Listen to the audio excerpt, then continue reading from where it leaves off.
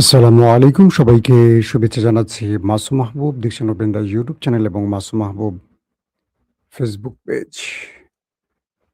দেশ এবং বিদেশের বেশ কিছু গুরুত্বপূর্ণ খবর দিতে চাই আজকের লাইভ সেশনে।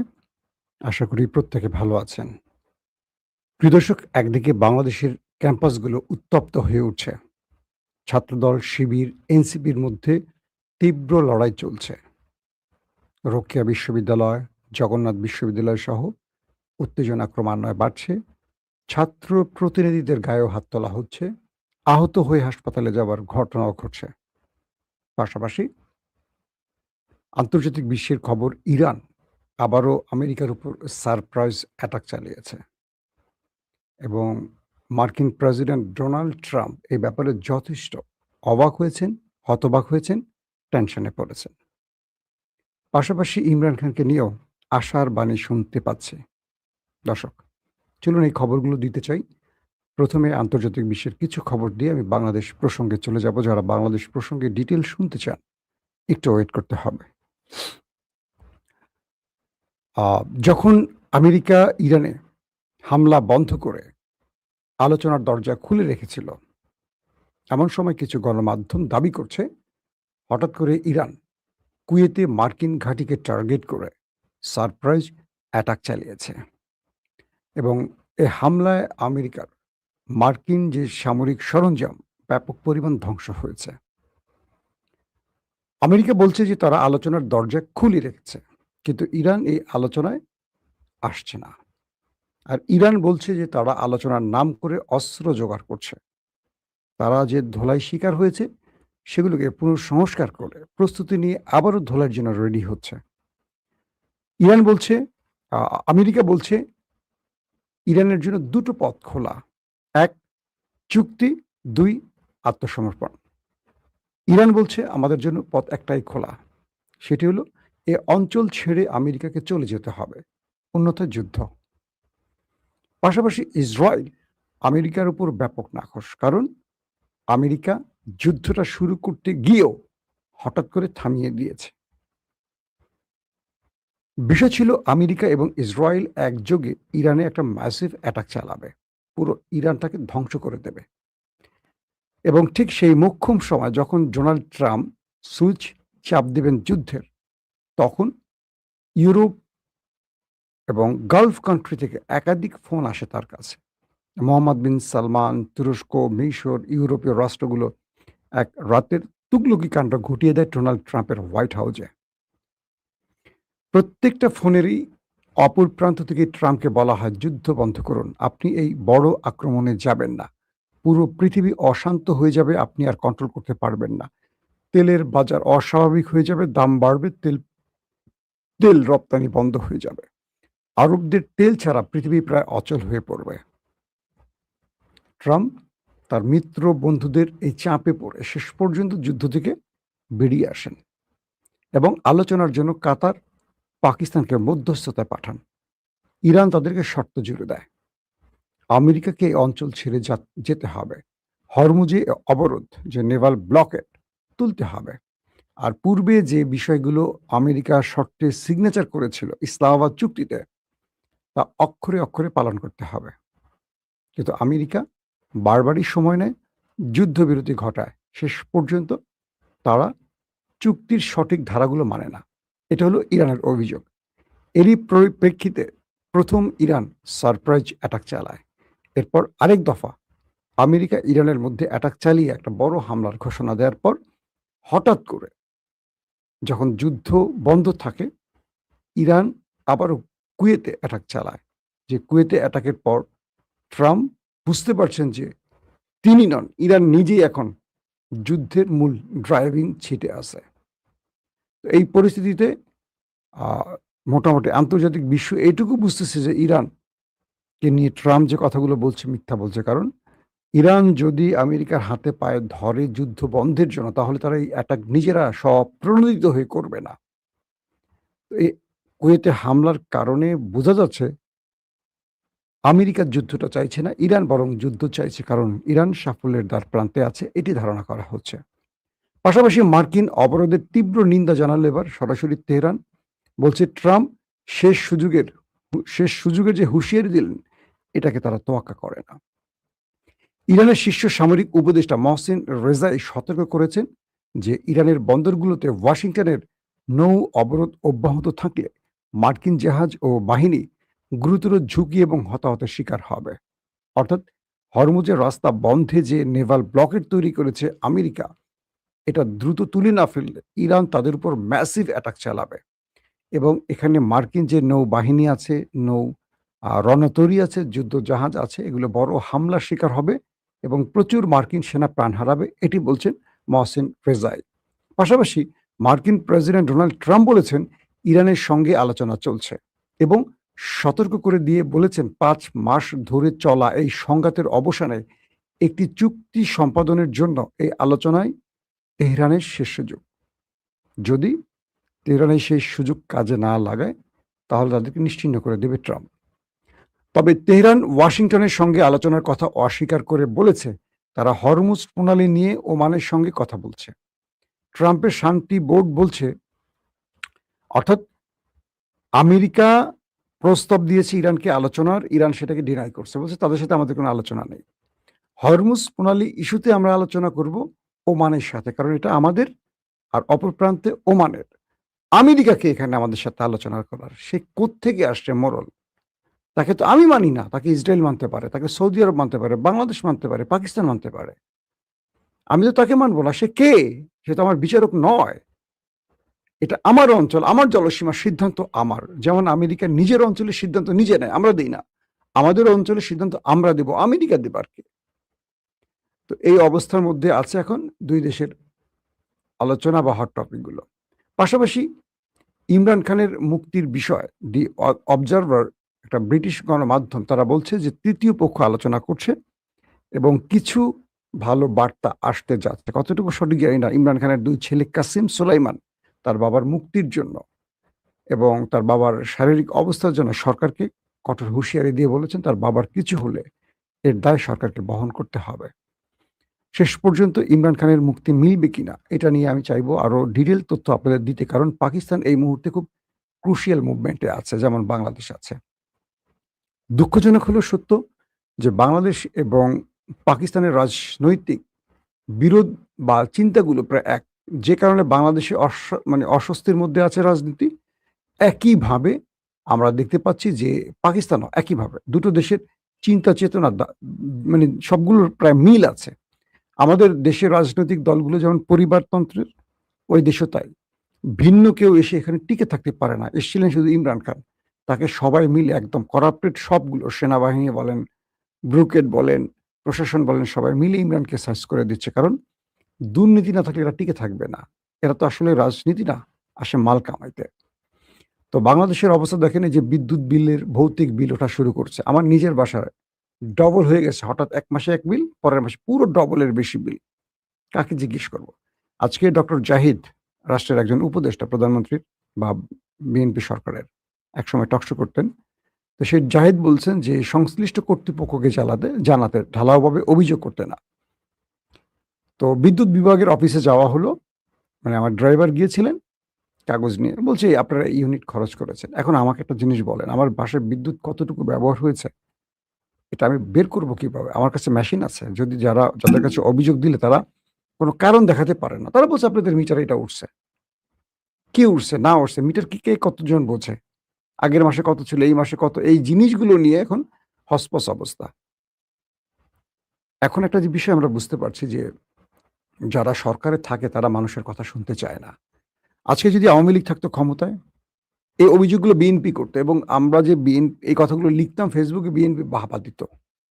আজকে আমি ফেসবুকে শুধু এটা পোস্ট করছি যে ইকবাল হাসান মাহমুদকে বেগম জিয়া ২০০৬ বিদ্যুৎ মন্ত্রী থেকে সরিয়ে দিয়েছেন, জ্বালানি ও বিদ্যুৎ মন্ত্রী থেকে। তাকে এই সরকার এসে নতুন করে একই পদে আবার বহাল করলেন। বেগম জিয়া যাকে ব্যর্থতার দায়ে সরিয়ে দিলেন, তাকে আবার এই পদে কি করে বসালো? আমার বন্ধু, আমরা লন্ডন মিডিয়া সেল একসাথে কাজ করেছি, তারেক রহমানের যে মিডিয়া সেল, যার সাথে আমরা কাজ করতে, সে আমাকে সেখানে গুপ্ত সম্বোধন করেছে। আমার বন্ধু, বুঝতে পারছেন? যিনি আমাকে চা বানিয়ে খাওয়াতেন, যিনি আমাকে রান্না করে খাওয়াতেন, মানে মিডিয়া সেলে আমরা যখন কাজ করতাম তার দায়িত্বটা ছিল আমাদের চা বানাতেন, রান্না করে খাওয়াইতেন। সে রান্না-টান্না ভালো পারে। বাট মিডিয়া কেন্দ্রিক সে কিছু বুঝতো না। কিন্তু দলকে ভালোবাসতো বলে তাকে রাখা হয়েছিল মিডিয়া সেলে। চা আনতেন, খাবার দিতেন, বাইরে থেকে কোনো খাবার লাগলে অর্ডার করতেন। এগুলো সে করতেন। আর মিডিয়া কেন্দ্রিক কাজগুলো আমরা করতাম। তো আমাকে সে লিখছে গুপ্ত। মানে আরো কিছু লিখছে গুপ্ত। আমি আকাশ থেকে পড়ছি যে এত বছর কাজ করার পর জাস্ট একটা সত্য কথা বলার জন্য যদি গুপ্ত হতে হয়, বাংলাদেশের 18 কোটি মানুষই তাহলে গুপ্ত হয়ে যাবে।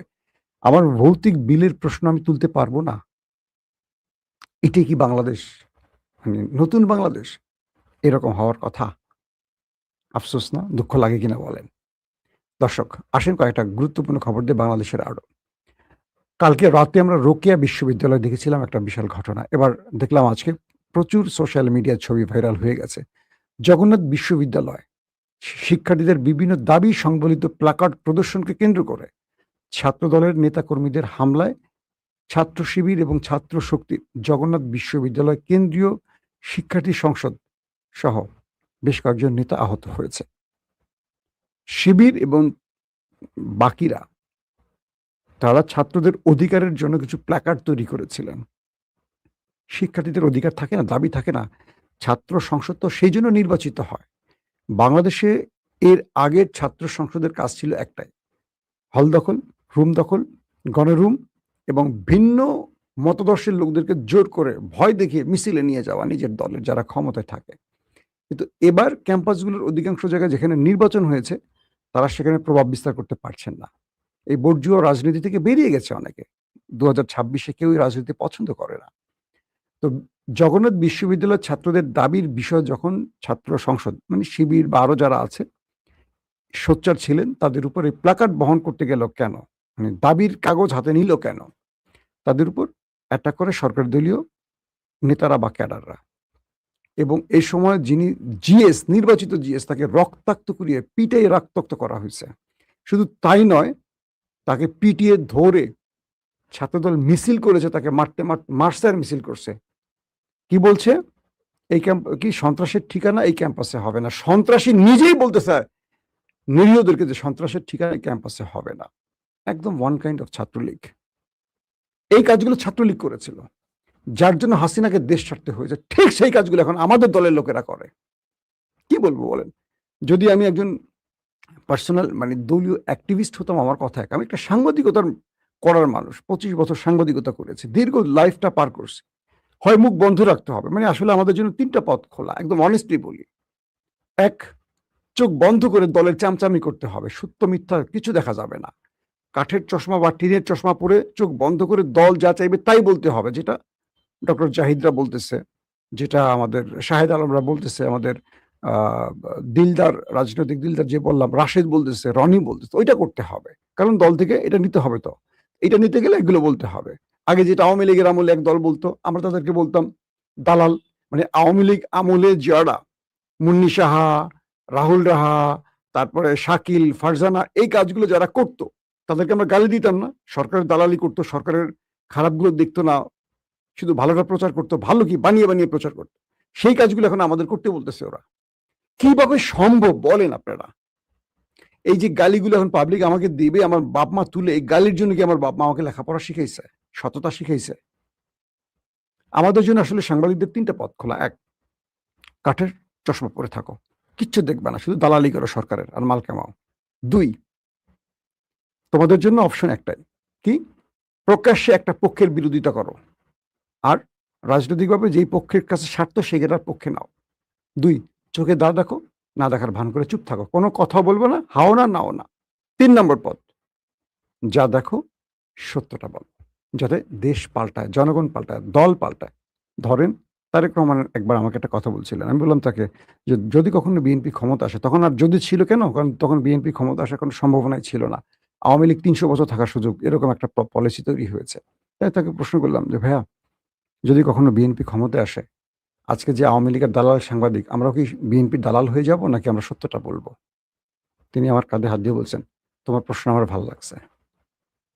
আমরা চাই এমন একটা গণমাধ্যম, মুক্ত গণমাধ্যম, সত্যটা বলবে। এবং তিনি আমাকে বললেন, দেখো যে খাম্বা, বিদ্যুৎ নিয়ে আমাকে এত কিছু বলা হচ্ছে, বিএনপির আমলে আমাকে অনেক তথ্য প্রচারের মানে অপপ্রচারে আটকানো হয়েছে। কোনোদিন একটা সাংবাদিক আমরা গ্রেফতার করিনি। আসলেই করেনি বিএনপি। কোনো সাংবাদিকের উপর আমরা হামলা করিনি। কাউকে বিভিন্ন আইসিটি মামলায় গ্রেফতার আমরা করিনি। মিথ্যা বলছে তারপর আমরা করিনি। তাহলে 'প্রথম আলো', 'যুগান্তর', 'ডেইলি স্টার' থাকতো না বাংলাদেশে। তারেক রহমানের মুখের কথা। লন্ডনে বসে কথা। আমরা জানি যে বিএনপি গণমাধ্যমের ক্ষেত্রে এইরকম কাজগুলো করে। কখনোই তারা মানুষের মুখ বন্ধ করে না। বেগম জিয়া বা তারেক রহমান বা জিয়া পরিবার এই টাইপের ছিল না কোনো কালে। কিন্তু এবার হঠাৎ করে একটা জিনিস খেয়াল করলাম, সরকারের ৫ মাস হলো। কেমন জানি বিএনপির সিনিয়ররা করছে না। হঠাৎ করে গজিয়ে হাইব্রিড কিছু বিএনপি আছে না, এরা খুব কাউন্টার দিচ্ছে খুব নোংরা ভাষায়। এরা যে বিএনপিকে পচাচ্ছে, মানুষের কাছে অজনপ্রিয় করছে, এদেরকে যে বিএনপিকে যে ফ্যাসিস্ট বানাতে চায় হাইব্রিড গুলো, এটা দলকে বুঝতে হবে। আওয়ামী লীগের এই অসহনীয়, অসহ্যকর চেহারাটা কিন্তু আওয়ামী লীগের প্রতি মানুষের ঘৃণা বাড়িয়েছে, আর যার জন্য গণবিপ্লব হয়েছে। আপনি কথা শুনবেন। আপনার যদি মনে হয় মিথ্যা, সেটাকে সত্য দিয়ে জবাব দেবেন। আপনি কথা শুনবেন। যদি মনে হয় যে আপনার ভুল, শুধরে নেবেন। একটা রাষ্ট্র, উন্নত রাষ্ট্র এভাবেই এগোয়। একটা রাষ্ট্র গলা টিপে ধরতে হয় না। চোখ তুলে ফেলতে হয় না রড দিয়ে। এই রাষ্ট্র একটা ছেলের চোখের উদাহরণ হবে হাজারটা। কি জানেন? যে ছেলেটার চোখ তুলে ফেলা হলো, এই ছেলেটা পুরো বিএনপিকে পচিয়ে দিয়ে গেছে কিন্তু। বাংলাদেশের এখনকার মানুষ দলবাজ না। অধিকাংশ মানুষ তারা একটা সুন্দর বাংলাদেশ দেখতে চায়। তো শিবিরের ছেলেদের উপর যে অ্যাটাকগুলো হইছে বা শক্তির উপর, এটা রাজনৈতিক মামলা হিসেবে দেখবেন না। দেখবেন শিবির কার পক্ষে দাঁড়িয়েছিল। যদি সাধারণদের পক্ষে থাকে তাহলে শিবির ওন করবে। আর শিবির যদি এখানে সন্ত্রাসের পথ বেছে নেয়, অন্যের পথ বেছে নেয়, তাহলে ছাত্রদল ওন করবে। ক্লিয়ার? এখন দেখেন আসলে ফ্যাক্টটা কি ছিল। শিবির ছাত্রদের অধিকার নিয়ে দাঁড়িয়েছিল। এরকম আসছে গণমাধ্যমে। আমি যে রিপোর্টটি দিচ্ছি আমার বানানো না, গণমাধ্যম থেকে আমি আপনাদের দিচ্ছি। এবং বলা হচ্ছে যে ছাত্র শিবিরের রংপুর মহানগর শাখা অর্থাৎ রোকেয়া বিশ্ববিদ্যালয়, সেই রোকেয়া বিশ্ববিদ্যালয়েরও আমরা অনেকগুলো ঘটনা দেখছি এবং সেখানে ১৪৪ ধারা জারি করা হয়েছে। কালকে ২ পক্ষের মধ্যে ধাওয়া পাল্টা দেওয়া হয়েছে। পরবর্তী শিবির ছাত্রদলকে ক্যাম্পাস ছাড়া করে দেয়। দিয়ে পুরো কন্ট্রোলের নিয়ন্ত্রণ নেয়। এরপর ১৪৪ ধারা প্রশাসন জারি করে। এটা রংপুরের রোকেয়া বিশ্ববিদ্যালয়ের ঘটনা বলছি। কিন্তু আজকে ওইটাকে ছাড়িয়ে গেছে জগন্নাথ বিশ্ববিদ্যালয়। একদম নির্বাচিত প্রতিনিধিদেরকে মারধর করা হয়েছে, রক্তাক্ত করা হয়েছে। আমি এটা ডিটেইল দিতে চাচ্ছি না। এটা কিভাবে কি হয়েছে আপনারা সবাই জানেন। আমার কয়েকটা প্রশ্ন দিয়ে শেষ করতে চাই ভিডিওটা, সেটা হলো সরকার যত সহনশীল হবে, সরকার যত জনগণের সাথে আস্থা তৈরির জায়গাটা তৈরি করবে, সরকার তত লংজিভিটিতে যাবে। সরকার ততটা মানুষের আস্থায় যাওয়া শুধু না, সরকারের রাষ্ট্র পরিচালনা সহজ হবে। কিন্তু এই যে ক্যাম্পাসগুলো কদিন আগে হবিগঞ্জে, সিলেটে, তারপরে রংপুরে, এখন জগন্নাথে যে ঘটনাগুলো ঘটলো, বিরোধী মতের উপর রাজনৈতিক দলগুলোর মানে সরকারি দলগুলোর যে হামলা, এটা সরকারকে অনেক বড় বিপদে ফেলবে। এখানে সমস্ত লাভটা বিরোধী দলের ঘরে যাবে। সরকারের কোনো লাভ হবে না, বিএনপির এক ছিটেও লাভ হবে না। আওয়ামী লীগ টিকতে পারেনি এত কিছু করে। আর বর্তমান সরকারের মধ্যে আমি আবার একটা সত্য কথা বলি। বিএনপির গুরুত্বপূর্ণ জায়গাগুলোতে জামাত শিবিরের লোক সেট হয়ে আছে। এবং দেখবেন যারা সবচেয়ে বেশি গুপ্ত শব্দটা উচ্চারণ করে, এরাই গুপ্ত কিন্তু। কেন এটা গুপ্ত বলে? তারা নিজেদেরকে পারফেক্ট জাতীয়তাবাদী প্রমাণের জন্য অন্যকে গুপ্ত বলে নিজেকে জায়েজ করার চেষ্টা করে। একদম খোলামেলা কথা বলি। যারা মানে বিএনপির ঘরে বসে গুপ্ত, গুপ্ত বলে, তারা অধিকাংশই কিন্তু গুপ্তের লোক। নিজেকে ভেরিফাইড করলো, না আমি গুপ্ত না, ওই দেখো আমি গুপ্তের বিরুদ্ধে কথা বলি। এটা কিন্তু একটা আপনাদের পলিসি বলে দিলাম। আমরা অনেককে চিনি। কারা, কারা ওই গুপ্ত বিভাগের লোক ছিল। এরাই এই রাশেদ। রাশেদ কিন্তু বিএনপির ছিল না। সে ওই গুপ্ত বাহিনীর লোক ছিল একসময়। তার রাজনৈতিক পরিচয় আপনারা হয়তো অনেকে জানেন, অনেকে জানেন না। সে গণ অধিকারের আগে কই ছিল? তাকে পুশিং করা হইছে? নাকি সে নিজেকে বৈধ প্রমাণের জন্য এখন বেশি কথা বলে? এগুলো চিন্তা করতে হবে। সে শিবিরের ছেলে, অভিযোগ আছে শিবিরের সাথে ছিলেন এই রাশেদ। আমরা শুনেছি অনেক জায়গায় খুব ক্লোজ লোকদের কাছ থেকে। যাক, তো এখন এই প্রত্যেকটা বিশ্ববিদ্যালয়ে উত্তপ্ত হয়ে লাভ কি সরকারের? একেবারেই না। সরকার ৫ মাসে জনগণের মধ্যে আশার জায়গায় যদি হতাশা সৃষ্টি করে, সরকারকে ৫ বছর টিকতে হলে অনেক কষ্ট করতে হবে। এই জিনিসগুলো তারেক রহমান চান না। তিনি চান একটা শান্তিপূর্ণ পরিবেশ বজায় রেখে রাষ্ট্রটাকে তার মতো মানে তার যে পরিকল্পনা, সেই পরিকল্পনার মাধ্যমে একটা সুন্দর বাংলাদেশ গড়তে। তাহলে তারেক রহমান পারছেন না কেন? আমার কেন যেন মনে হয় তারেক রহমান যাদেরকে নিয়ে বাংলাদেশ গড়তে চান, এদের অনেকেই অযোগ্য, অথবা তারেক রহমানের পলিসির উল্টো দিকে দাঁড়িয়েছে অন্যের স্বার্থ বাস্তবায়নে। এই জায়গাটা তারেক রহমানকে আরেকটু চিন্তা করতে হবে যে ৫ মাসের মানুষের কাছে বিএনপির আস্থা কতটুকু ফিরছে। নতুন বাংলাদেশের যে সম্ভাবনার কথাগুলো আমরা বলেছি, কতটুকু সেই পথে বাংলাদেশ হাঁটতে পেরেছে। দলের নিজেদের কথাগুলো শোনালে হবে না। দল মিথ্যাটা বলে, সবসময় নিজের দালালিটা করবে, নিজের তথ্য গোপন রাখবে। জনগণের কান পেতে কথা শুনতে হবে।